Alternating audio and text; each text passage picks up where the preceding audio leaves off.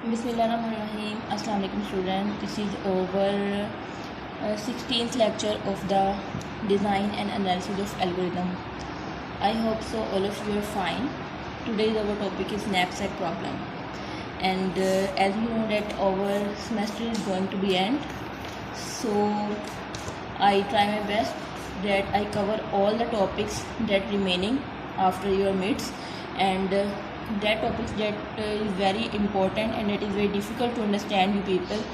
I will try my best to give them a very good time, and remaining topics that you cover by yourself I will give the just touch and give some overview of those topics.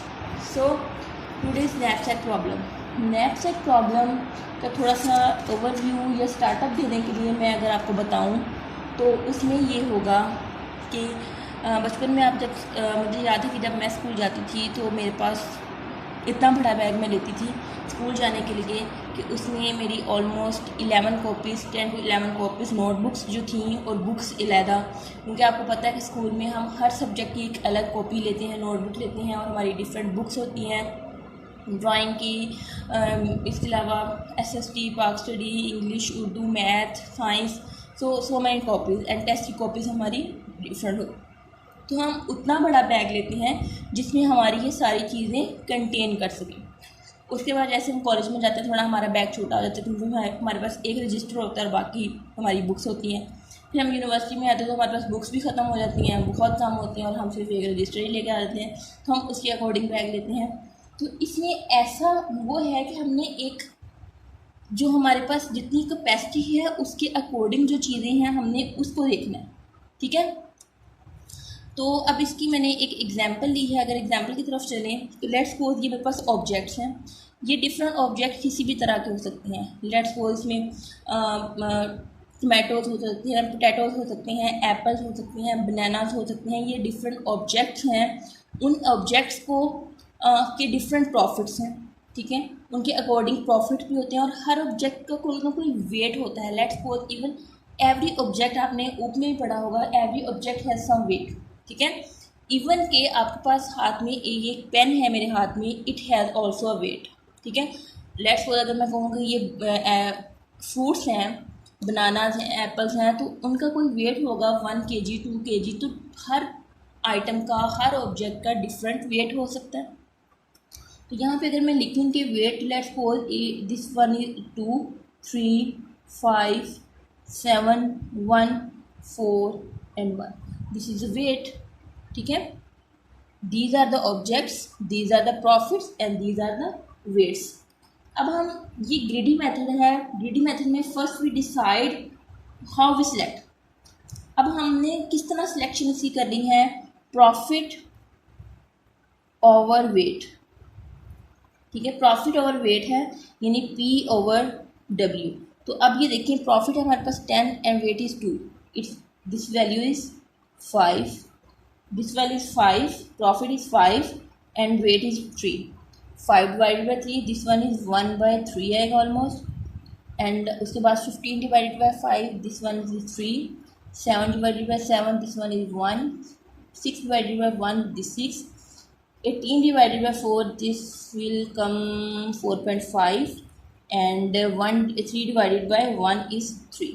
तो अब ये हमने एक method select कर लिया कि किस तरह हमने इनकी सिलेक्शन करनी है। दिस इज़, मैंने फॉर्मूला लिखा है प्रॉफिट ओवर वेट। तो ग्रीडी मेथड यही होता है, this one is greedy method, कि ग्रीडी मेथड में हम सबसे पहले सिलेक्ट करते हैं किस वे में हमने सिलेक्शन करनी है, क्लियर। अब लेट्स सपोज अब मेरे पास है नंबर ऑफ आइटम 7 है, यानी ऑब्जेक्ट मेरे पास 7 है और टोटल वेट मेरे पास है 15। इसको किलोग्राम ले लें, मैथ ले लें, जिस तरह मर्जी, ये it's up to you. Look at this one is bag. अब मेरे पास ये बैग है, इसका वेट है 15 किलोग्राम, ठीक है। तो अब मैंने क्या करना है, इस बैग में चीज़ें पुट करनी है। अब ये देखिए मैं सारे ऑब्जेक्ट्स भी इसमें पुट नहीं कर सकती। Look at this, these are 7 object. अगर मैं सारे सब ऑब्जेक्ट इसमें पुट करूँगी तो उनके वेट जो है वो इस बैग से ज़्यादा हो जाएगा, वो इसमें बैग में पूरी चीज़ें नहीं आएगी, इसकी सेम एग्जांपल ऐसी है कि अगर आपका एक बैग है उसमें 10 नोटबुक्स आ सकती हैं, तो आप उसमें 15 या 20 नोटबुक्स नहीं घुसा सकते जितना उसका वेट है। अगर आपके पास एक शॉपर है तो उसमें अगर आपने 2 kg या 3 kg एप्पल्स डाले हैं, तो अगर आप इससे ज़्यादा उसमें एप्पल्स डालना शुरू कर देंगे तो या तो फट जाएगा या आपके एप्पल बाहर गिरना शुरू हो जाएंगे। उसकी कैपेसिटी से ज़्यादा आप उसमें चीज़ें नहीं डाल सकते। समझ आ रही है? लेट्स सपोज अगर आपके पास 1 किलोग्राम के या 1 kg का एक बाउल है, तो आप उसमें 1 kg ही मिल्क, दूध या पानी डाल सकते हैं। अगर इससे ज़्यादा आप उसमें कोई चीज़ डालने की कोशिश करेंगे, वो या तो वो पानी बाहर गिरना शुरू हो जाएगा, ठीक है, तो यही होगा, उसमें चीज़ें नहीं है। तो अब मेरे पास 15 kg अगर मैंने वेट किया है, तो मैं इसमें ये वाले सारे ऑब्जेक्ट 1 2 3 4 5 6 7 सारे के सारे ऑब्जेक्ट्स इसमें ऐड नहीं कर सकती। क्यों? क्योंकि इन ऑब्जेक्ट्स का वेट है। लेट्स सपोज ये ऑब्जेक्ट है, वन ऑब्जेक्ट है ये 2 kg एप्पल्स का। अब इसमें मैं 2 kg एप्पल डाल दूँगी। अगर अब ये है, ये इसका वेट है 3, ये 3 kg बनानास का, 3 kg बनाना भी चले गए, इसमें टोटल कितने हो गए 5। उसके बाद ये ऑब्जेक्ट है, इसमें 5 kg ग्रेप्स का। अब 5 kg डाल दूँगी तो ये कितने हो गए हमारे पास 10 kg हो गया। उसके बाद 4th आइटम है, ये मेरे पास पोटैटोज़ का है, 7 kg पोटैटोज़ है। अब इसमें मैं 7 ऑलरेडी तो 10 kg इसमें चीज़ें चली गई हैं, तो अब बाकी इसमें कितनी कैपेसिटी आ सकती है 5 kg की। अब या तो इसमें 5 kg की कैपेसिटी आ सकती है, या तो हमें तो ये है पोटैटो 7 kg, तो इसमें ये पुट नहीं हो सकती। या तो मुझे पहले कोई आइटम बाहर निकालनी पड़ेगी इसको ऐड करने के लिए, ठीक है, तो इसमें क्या होगा कि मैं ये कम्प्लीटली इसको ऐड नहीं कर सकती। उसके बाद फिर बाकी भी आइटम हैं, तो मुझे उन आइटम्स को सिलेक्ट करना है कि या तो मैं 15 kg इसमें कंप्लीट करूँ या 15 से कम तक, यानी 15 kg ही भर सकती हूँ इसको, मैं 15 kg से ज़्यादा नहीं भर सकती। क्लियर? अब मैं यहाँ पे ऑब्जेक्ट्स लिख सकती हूँ आप लोगों के। लेट्स सपोज ये मेरे पास ऑब्जेक्ट्स हैं, 7 है, x1 x2 x3 x4 x5 x6 x7, ठीक है, ये मेरे पास ऑब्जेक्ट्स हैं। इनकी वैल्यू तो भी हम देखते हैं। तो अब क्या होगा कि सबसे पहले इसमें जो हमारे पास जो हमने सिलेक्शन मेथड सेलेक्ट किया है, वैल्यूज़ आई हैं प्रॉफिट ओवर वेट की, उसमें जो सबसे मैक्सिमम वैल्यू होगी हमारी उसको देखना है। सबसे मैक्सिमम हमारे पास क्या आया है 6। अब मैं इधर 6 डालूंगी, 6 इसके अंदर चला गया, ठीक है, 6 सेलेक्ट हो गया, यानी ये इसकी वैल्यू क्या हो गई 1। 6 किसके अकॉर्डिंग है, 6 का वेट क्या है हमारे पास 1, तो हमारे पास 15 kg है, 15 में से 1 kg निकल गया, ठीक है, तो हमारे पास 14 kg। अब इसमें कैपेसिटी हमारी रह गई है 14 kg की, क्योंकि एक वेट जो 1 का है वो एक आइटम इसमें चला गया। अब सेकंड जो 6 के बाद छोटी वैल्यू है वो हमारे पास है 5। लुक एट दिस, ये 5 है। अब इस 5 को मैं क्या करूँगी, इस 5 के अकॉर्डिंग वेट है मेरे पास 2, तो अब इस 5 को अंदर ऐड करूँगी, यानी ये वाला भी आइटम मेरे पास चला गया, ठीक है, ये आइटम 1, अब ये आइटम भी चला गया, यहाँ पे मैंने 1 लिख दिया, और 5 के अकॉर्डिंग वेट क्या है 2, तो 14 हमारे पास ऑलरेडी था, 14 - 2 इट्स 12। क्लियर? अब मेरे पास 12 kg बाकी रह गया है, जबकि 3 kg इसके अंदर ऐड हो चुका है। क्लियर?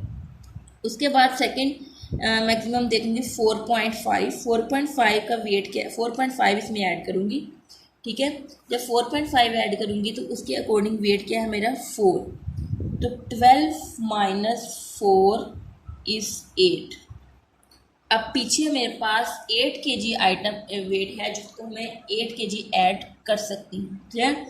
अब उसके बाद मेरे पास नेक्स्ट मैक्सिमम है 3 और 3। अब इसमें से आपकी मर्ज़ी है, आपने वेट को देखना, 3 है, डबल है, तो आप इस 3 को ले लें पहले, तो उसके अकॉर्डिंग है 1 वेट, 8 - 1 इज़ 7, फिर दूसरा 3 है, इसको ऐड किया तो उसके अकॉर्डिंग वेट है 5, 7 - 5 = 2।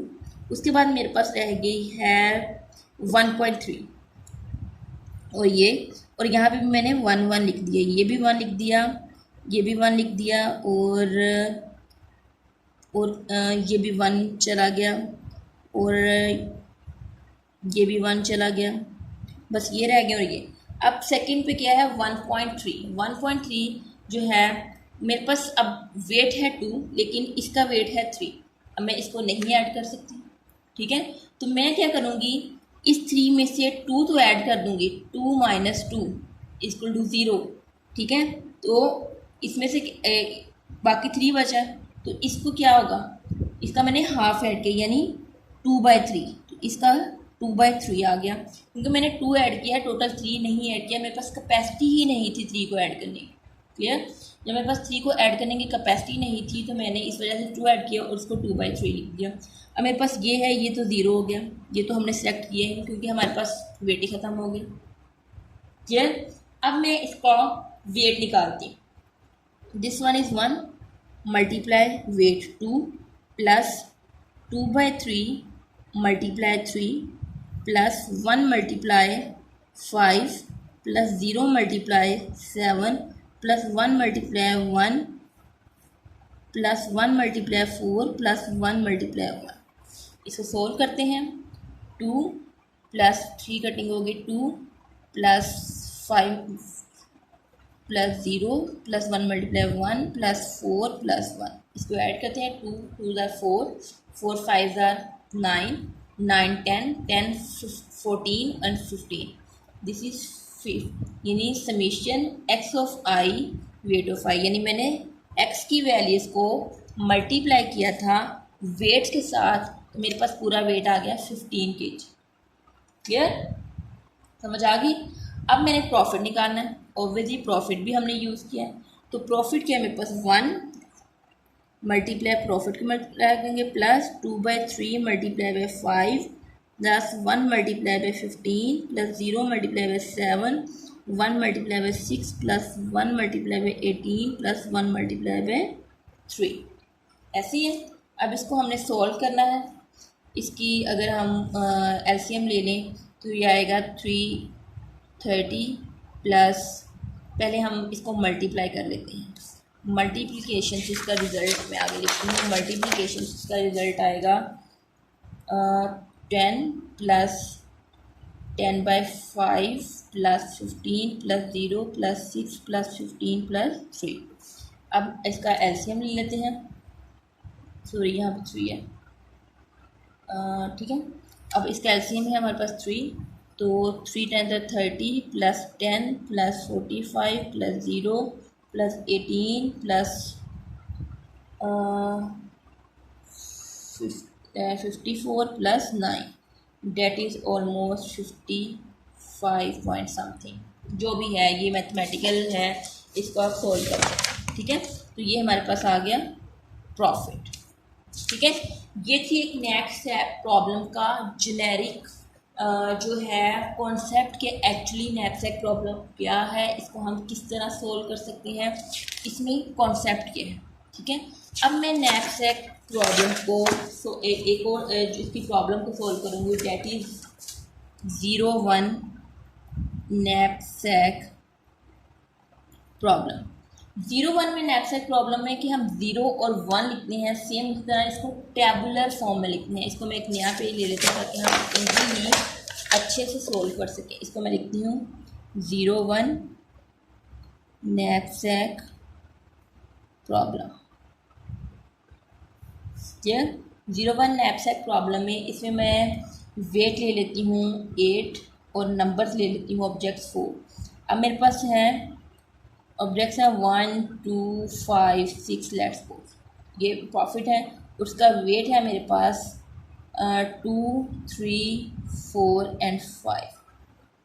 क्लियर, तो अगर मैं अब मेरे पास अगर एक बकेट है उसमें मैं 8 kg ही डाल सकती, 8 kg है जो भी मेरे पास 8 kg ही डाल सकती हूँ, ठीक है। तो अब हम देखते हैं कि इसको किस तरह, इस प्रॉब्लम को टेबुलर फॉर्म में किस तरह सोल्व कर सकते हैं। क्योंकि ये मेरे पास वेट 8 है तो मैं 8 कॉलम्स बनाऊंगी, 8 कॉलम होने चाहिए, 0 1 2 3 4 5 6 7 एंड 8। और 4 मेरे पास नंबर्स हैं तो मेरे पास 4 ही रोज होने चाहिए, 0 1 2 3 and 4। Clear? Look at this, ये मैंने टेबल बना लिया अपनी रिक्वायरमेंट के अकॉर्डिंग। क्लियर? तो अब मैं ये देखती हूँ कि सबसे पहले मैं लिखती हूँ 0 1 2 3 4 5 6 7 8 एंड 0 1 2 3 4। ठीक है, ये मेरे पास एक। अब जो है 0 0, स्टार्टिंग में जो 0 0 है मेरे पास, वहाँ पे मैं सारे 0 पुट कर दूँगी, क्योंकि यहाँ पे कोई भी एंट्री नहीं है और कोई भी हमारे पास स्टार्टअप नहीं है। लेकिन इसके साथ साथ यहाँ पे मैं लिखूँगी वेट एंड प्रॉफिट। सॉरी, मैंने जगह नहीं छोड़ी, तो वेट मेरे पास यहाँ पे वेट आई और पी आई। वेट मेरे पास क्या है, 1 के 2 है, फिर 3 है, फिर 4 है और 5 है। प्रॉफिट क्या है मेरे पास, 1 2 5 एंड 6। इस तरह मैंने फिल कर लिया। These are the profits and these are the weights. Profit is 1 2 5 6 and weights are 2 3 4 and 6। अब सबसे पहले क्या करना है, सबसे पहले क्या है कि 2 है तो 2 में ही फिल होगा, इसके अलावा किसी कॉलम में फिल नहीं होगा। 2 जो है हमारा 2 में ही फिल होगा, इसके अलावा किसी और में फिल नहीं होगा।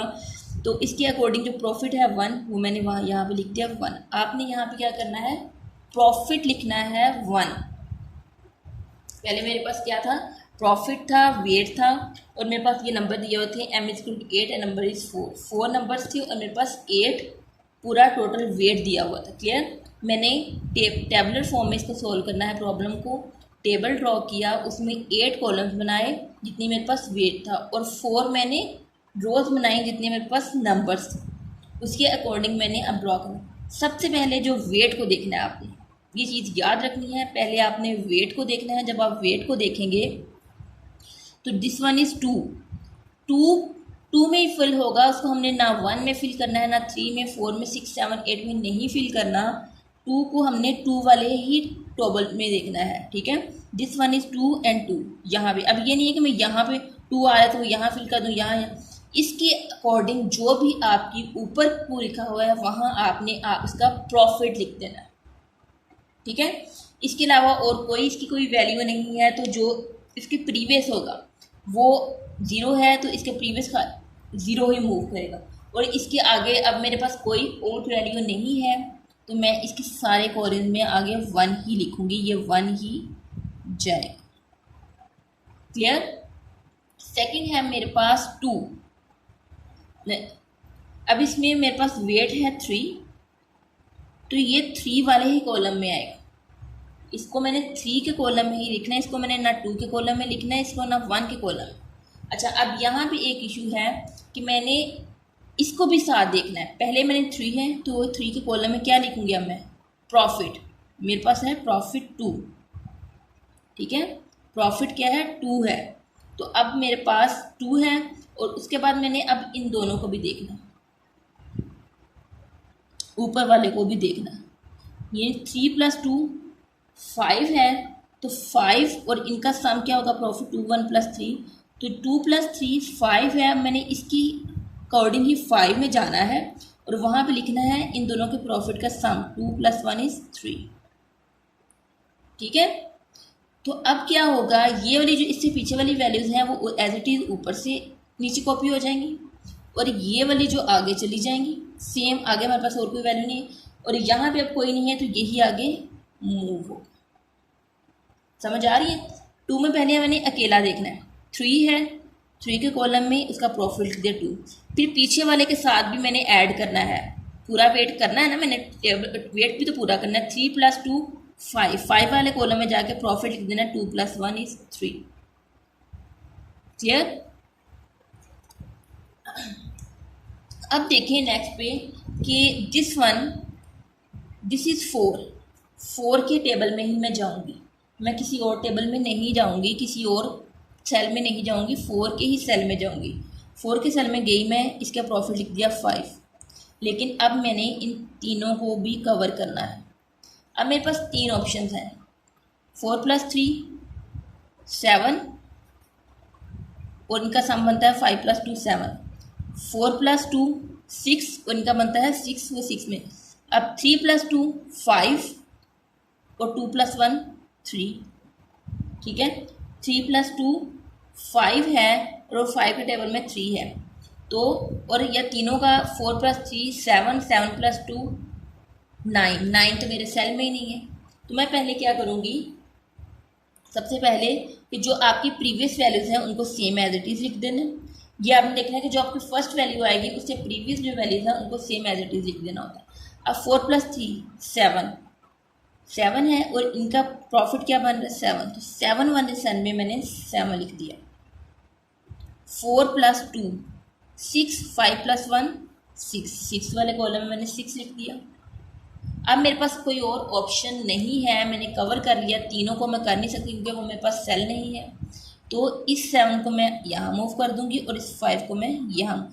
जो आपके सेल खाली होंगे उसको प्रीवियस वाले को आगे मूव करना है, आगे वाले को पीछे नहीं लिखना, ठीक है। अब इसी तरह 4, लेकिन 4 को अब मैं फॉर्मूला से आपको सॉल्व करवाऊँगा, उसको एंड भी इस टेक्निक से भी देखेंगे, लेकिन फॉर्मूला यहाँ पे थोड़ा कॉम्प्लेक्स है, तो मैं थोड़ा आपको फॉर्मूला बताऊंगी कि इसका एक्चुअली में फॉर्मूला क्या है। v = I of w = max v of I - 1 weight v of I - 1 weight minus weight of I।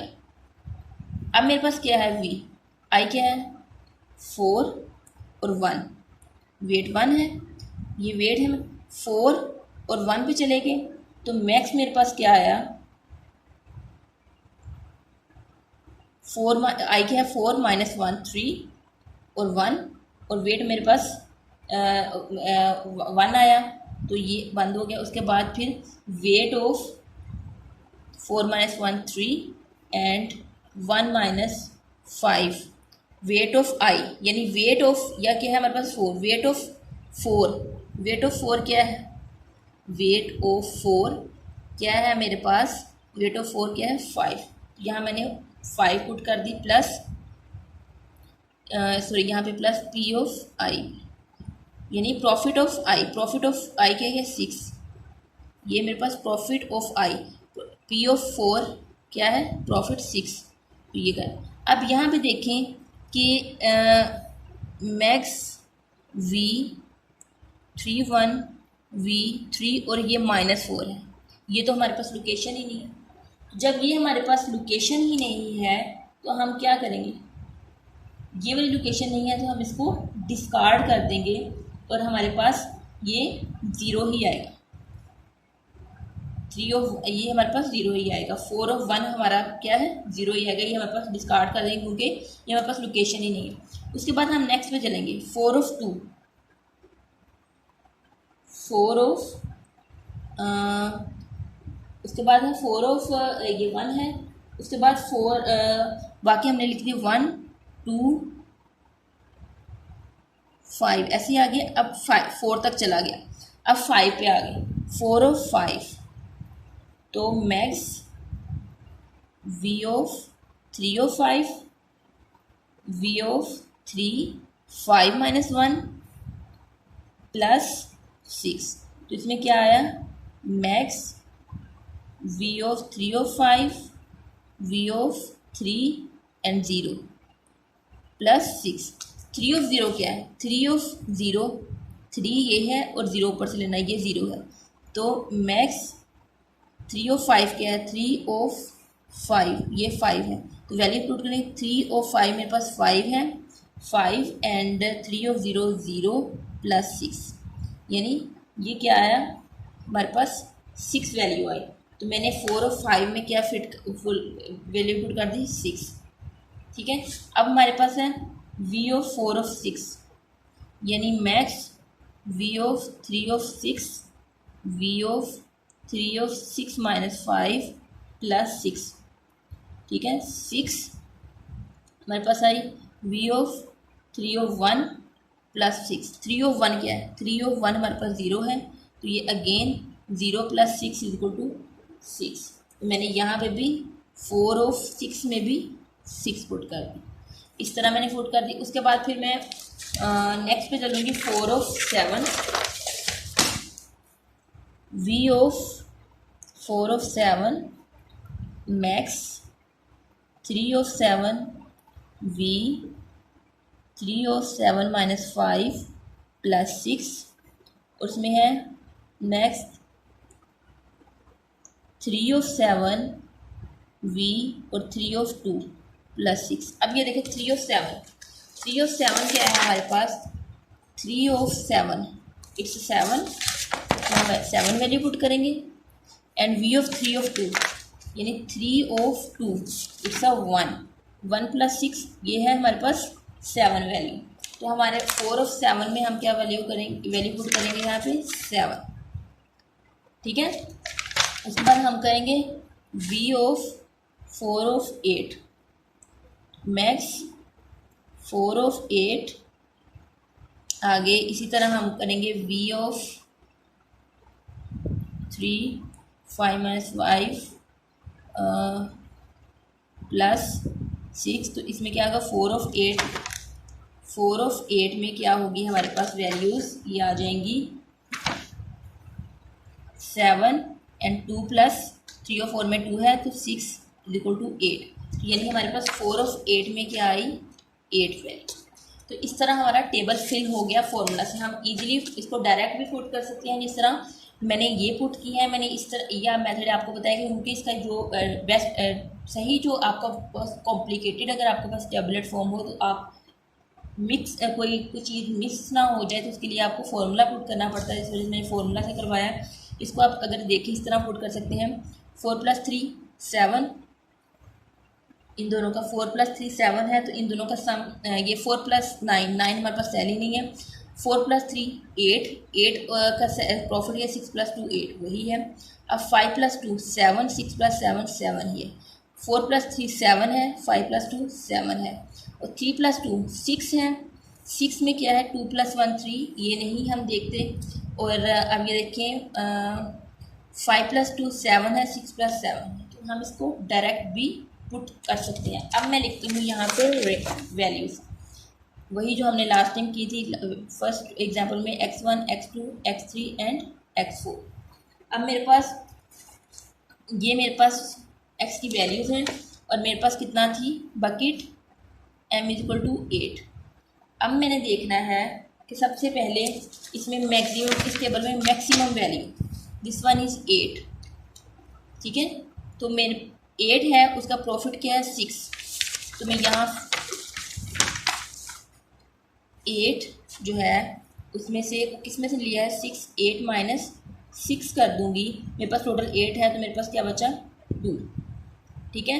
उसके बाद यहाँ पे आगे 2 किधर है, 2 इसमें है, लेकिन यहाँ पे आगे 2 इधर, यहाँ पे हमने 1 लिख दिया। 2 यहीं से जनरेट हुआ, x इसमें है, यस इसमें है, इसका मतलब 2 यहाँ से नहीं यहाँ से जनरेट हुआ है, तो यहाँ पे हम x3 को लिख देंगे 0 और 2 यहाँ से जनरेट हुआ, ठीक है। तो 2 इसका प्रॉफिट क्या है 2, हमारे पास 2 बता है, 2 - 2 = 0, और 0 जो है ये 1 0 जो है इसमें है यस इसमें है, यानी इसका मतलब 0 यहाँ से आया है, इसका अपना नहीं है, इसका मतलब ये भी 0 हो गया, ठीक है। तो इस तरह हमने वैल्यूज़ पुट कर ली और इस तरह हमने इसको सोल्व किया। क्लियर?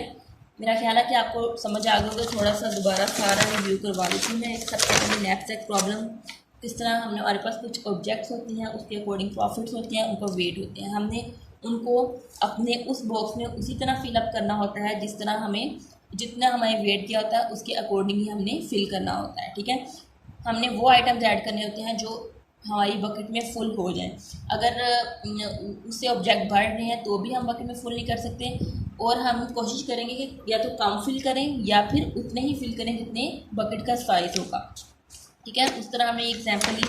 फिर मैंने 0 1 प्रॉब्लम, नैपसैक प्रॉब्लम 0 1 की, उसमें 0 और 1 क्योंकि हम टेबल में 0 और 1 फिल करते हैं इस वजह से। फिर मैंने उसमें यहाँ पे वेट लिखे और प्रॉफिट लिखी और किस तरह ये फार्मूला है, इस फार्मूला से अकॉर्डिंग हमने सारे नैपसैक प्रॉब्लम को सोल्व किया। ठीक है, इसकी आप खुद भी प्रैक्टिस कीजिएगा। जब आप प्रैक्टिस करेंगे तो आपको अच्छे से समझ आ जाएगा कि एक्चुअली ये बहुत बहुत ईजी है। थोड़ा सा आपको लेक्चर फर्स्ट टाइम जब आप लेंगे तो आपको थोड़ा सा डिफिकल्ट लगेगा, लेकिन ये बहुत ईजी है और आपको बहुत इंटरेस्टिंग लगेगा जब आप इसको समझेंगे और समझ के खुद सोल्व करेंगे। ठीक है, ओके जी, आज का हमारा ये लेक्चर यही था। अल्लाह हाफिज़।